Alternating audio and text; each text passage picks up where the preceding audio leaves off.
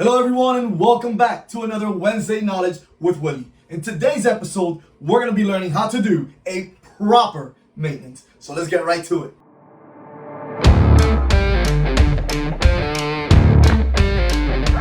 Alright guys, before we start, I want you to know that maintenance doesn't only have to do with oiling your machine. It also has to do with maintaining it clean, away from dust, lint, and even some threads. What I mean by that, on your bobbin area, after you use it for about a week or two, you're going to start noticing that some threads get built up in that area, so make sure you clean it up with either a little brush or an air count. Another thing you want to check is where your thread spools are. That gets built up with dust after a month or so, and mostly if you're in a dusty area. So just make sure that you keep that area away from dust, because dust deteriorates the thread a lot quicker than anything else. And another place where you'll notice is in front of your head and even where your needles are. So make sure that there's no lint built up in that area. You can clean that up with an air can or a brush.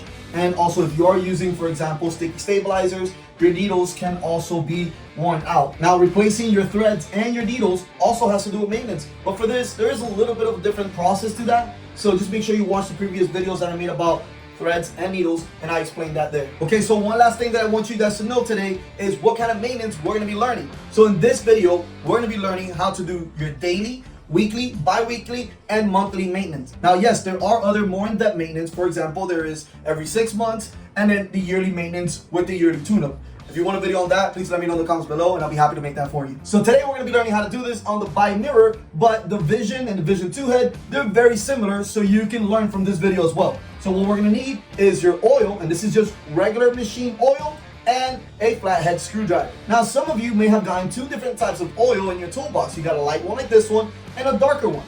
Now I will tell you where you should use the light one and the dark one, but in reality, if you have just regular white machine oil like this, you can use this for the whole machine. Alright, so we're ready. Let's go ahead and get started.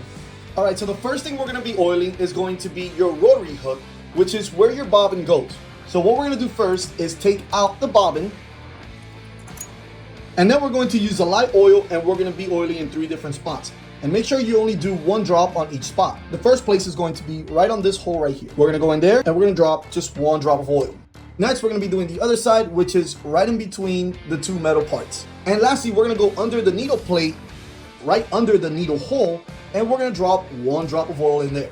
Now, technically, you could go right on top of the needle hole and drop 1 drop in there, but just make sure that you wipe it down right after. So you're going to be oiling your bobbin area after 8 hours of use.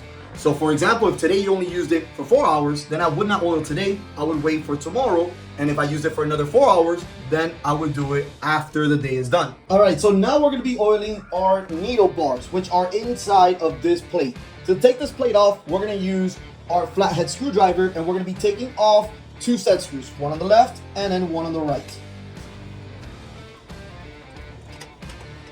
Then we're going to slide the cover off, exposing our needle bars.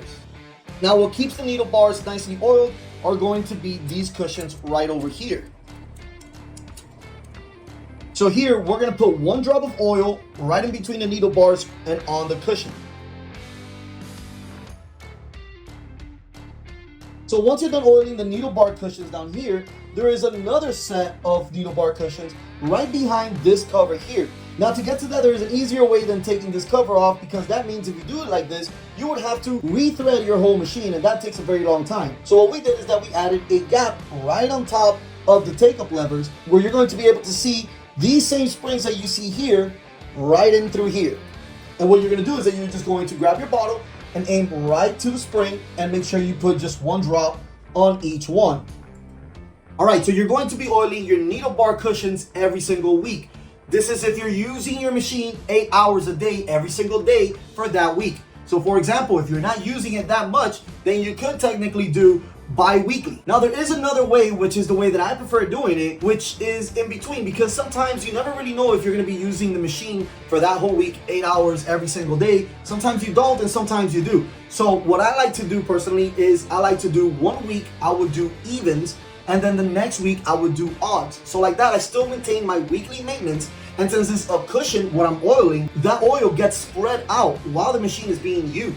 So by doing 1 week evens and then the next week odds, I'm not over oiling, and I'm still being able to cover all my needle bars. Now remember, whenever you're oiling the lower cushions, make sure that you don't forget the cushions on top as well. So once again, I would do evens 1 week on the bottom and evens on the top. Then the next week I would do odds on the bottom and odds on the top. All right, so now let's go ahead and move on to the next area where we have to oil. All right, so now we're gonna go to the right side of the machine. Now note that this is only for the bi mirror. The Bi Vision 1 and the Bi Vision 2 do not have these oiling spots. So now is when we're gonna be using the darker oil instead of the light oil if you prefer to. Now, like I mentioned before, I like to use white regular machine oil for my hole maintenance. So that's what I'm gonna do here. Now we're gonna look for the hole that's right behind the head in the body area of the machine. Here in this hole, we're gonna drop 2 drops of oil every 2 weeks. After doing this, we're gonna go to the back of the body of the machine and we're gonna oil another spot there. Right on top of this Phillips screw, we're gonna see another oiling spot up here. Now here we're gonna do the same thing. We're gonna do 2 drops of oil bi-weekly.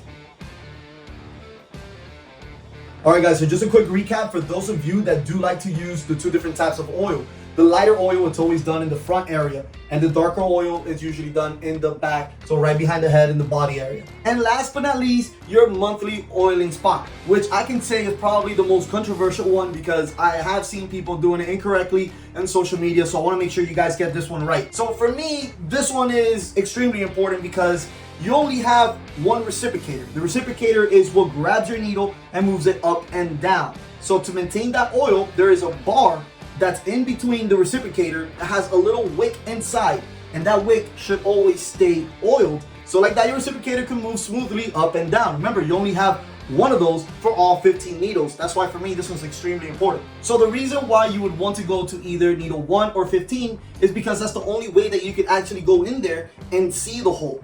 If you're on another needle, you won't be able to see it because it falls right behind the head. Now, once again, guys, it's either on needle 1 or 15. It's not on both because it's really just for convenience for you to be able to get to that one spot.